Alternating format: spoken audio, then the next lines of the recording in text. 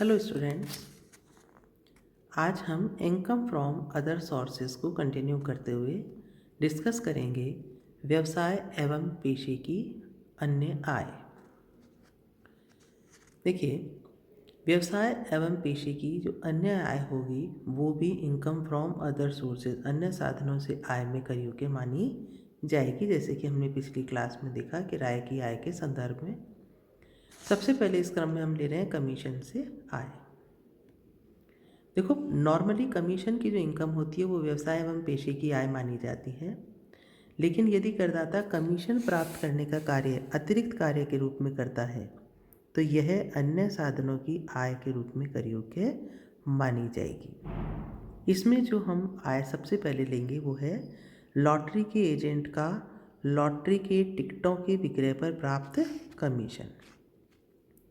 यदि करदाता को लॉटरी के टिकटों के विक्रय करने से कोई कमीशन की राशि प्राप्त होती है तो वो अन्य साधनों से आय शीर्षक में कर योग्य होती है।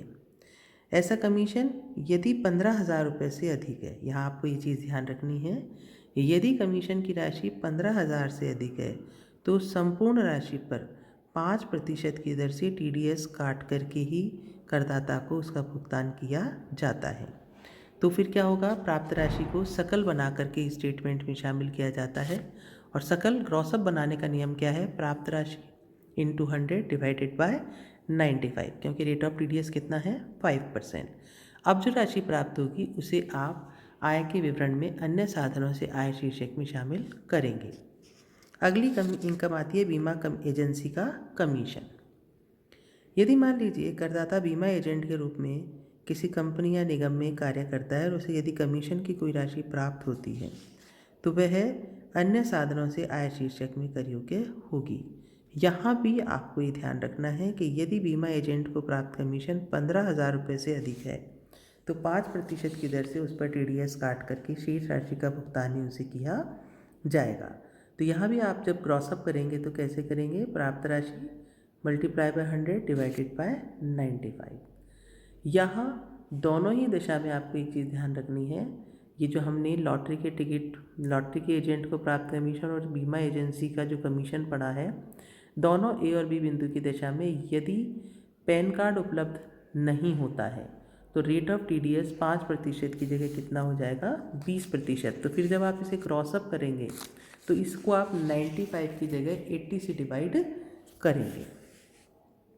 अब यहाँ एक एडहॉक छूट है या जिसको हम तदर्थ कटौती के नाम से जानते हैं, वो भी मैं आपको बता देती हूँ।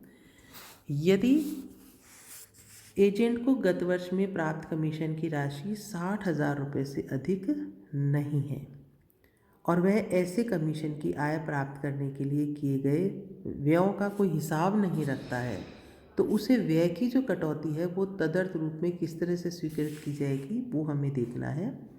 कि एक चीज़ तो हम ये देखेंगे, यदि नई कमीशन पर यदि उसने नए इंश्योरेंस किए हैं उन पर या नवीनीकरण जो वो रिन्यूअल करता है बीमे का, उस पर कमीशन अलग अलग आपको यदि सवाल में दिया जाएगा तो जो नए बीमे पर कमीशन की आय होगी उसका तो 50% जो है वो व्यय के रूप में स्वीकृत होगा।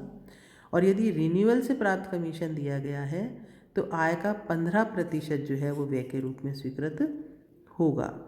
परंतु यदि आपको क्वेश्चन में दोनों बीमा पर अलग अलग कमीशन नहीं दिया गया, आपको कंबाइंड कमीशन दे दिया गया है, तो वहाँ आप समस्त कमीशन पर 33.1/3% के बराबर व्यय की तदर्थ कटौती करदाता को प्रदान करेंगे। अब इसमें भी एक चीज़ है कि यदि कमीशन के साथ बोनस भी प्राप्त होता है तो बोनस की राशि पर परिकल्पित व्यय की छूट नहीं मिलती। तो तदर्थ कटौती या एडहॉक डिडक्शन जो है वो सिर्फ किस पे मिलेगा, बीमा कमीशन पर या नवीनीकरण के प्राप्त कमीशन पे। तो आप ये ध्यान रखेंगे कि यदि दोनों कमीशन अलग अलग है, नए बीमे का नवीनीकरण का, तो नए बीमे पर व्यय के रूप में 50% की और नवीनीकरण पर 15% व्यय की कटौती स्वीकृत करेंगे। दोनों ही दशा में ये तब होगा जबकि प्राप्त कमीशन की राशि 60,000 रुपये से अधिक नहीं है। अब मान लीजिए कुल जो मिलाकर व्यय की जो तदर्थ कटौती करदाता को मिलती है वो 20,000 से अधिक की नहीं मिलेगी। यदि बीमा एजेंट वास्तव में अपने खर्चों का पूरा हिसाब किताब रखता है तो 60,000 रुपये से कम कमीशन प्राप्त होने पर वास्तविक व्ययों की छूट ले सकता है, जो कि 20,000 रुपये की अधिकतम सीमा से अधिक हो सकती है। इसी तरीके से यदि एजेंट को जो बीमा व्यवसाय से कमीशन प्राप्त हो रहा है वो यदि 60,000 रुपये से अधिक है तो वहाँ उसे व्ययों की तदर्थ कटौती स्वीकृत नहीं की जाएगी। एडहॉक छूट की स्वीकृति उसे कटौती नहीं मिलेगी। एजेंट को अपने व्ययों का हिसाब रखना होगा और उसे वास्तविक व्यय की छूट ही स्वीकृत की जाएगी। तो देखिए स्टूडेंट्स, बीमा एजेंट को जो कमीशन मिल रहा है वहाँ आपको कितनी सारी बातों का ध्यान रखना है कि प्राप्त कमीशन की राशि 60,000 रुपये से कम है, 60,000 रुपये से अधिक है, वो व्ययों का हिसाब रखता है या हिसाब नहीं रखता है। नए बीमे पर कमीशन की राशि और नवीनीकरण पर बीमे की राशि अलग अलग दी गई है या एक साथ दी गई है। तो आप देखिए हर कंडीशन में आयकर के प्रावधान अलग अलग हैं जो आपको ध्यान में रखने होंगे। अब आता है राष्ट्रीय बचत पत्र, सार्वजनिक भविष्य निधि तथा अन्य पोस्ट ऑफिस बचत योजनाओं की एजेंसी का कमीशन। मान लीजिए कि कमीशन की जो राशि है, जो अर्जित कमीशन की राशि सकल राशि में से इस संबंध में वास्तविक व्ययों को घटाकर हम ज्ञात करते हैं। यदि इन व्ययों का हिसाब नहीं रखता है और आपका जो एजेंट है वो ये उपरोक्त सारे कार्य भी करता है और कमीशन की राशि यदि 60,000 रुपये से अधिक नहीं है तो जो कमीशन की राशि है उसके 50% के बराबर एडहॉक कटौती व्यय के रूप में करदाता को स्वीकृत की जाएगी। इस कमीशन पर टीडीएस पर जो कटौती है वो जो नहीं होती है। ठीक है।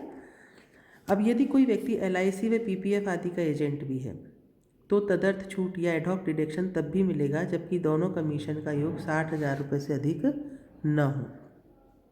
तो अन्य साधनों से प्राप्त कमीशन के संबंध में उसे अतिरिक्त छूट प्राप्त होगी और इस दशा में उसकी जो अधिकतम छूट होगी वो 30,000 रुपये तक, व्यय के रूप में उसे 30,000 रुपये तक की कटौती स्वीकृत हो जाएगी यदि आपका बीमा एजेंट एलआईसी और पीपीएफ का एजेंट भी है। लेकिन यहाँ आपको एक चीज़ ध्यान रखनी है कि ऐसे जो कमीशन होते हैं उन पर टीडीएस नहीं काटा जाता, उद्गम स्थल पर कर की कटौती नहीं होती। इसी तरीके से अन्य कमीशन एवं दलाली यदि करदाता को मिल रहे हैं और वो राशि यदि 15,000 रुपये से अधिक है तो 5% की दर से टीडीएस काट करके ही करदाता को उसका भुगतान किया जाता है। इसलिए जब आप उसे क्रॉसअप करेंगे तो प्राप्त राशि को 100 से मल्टीप्लाई करके आप 95 से डिवाइड कर देंगे।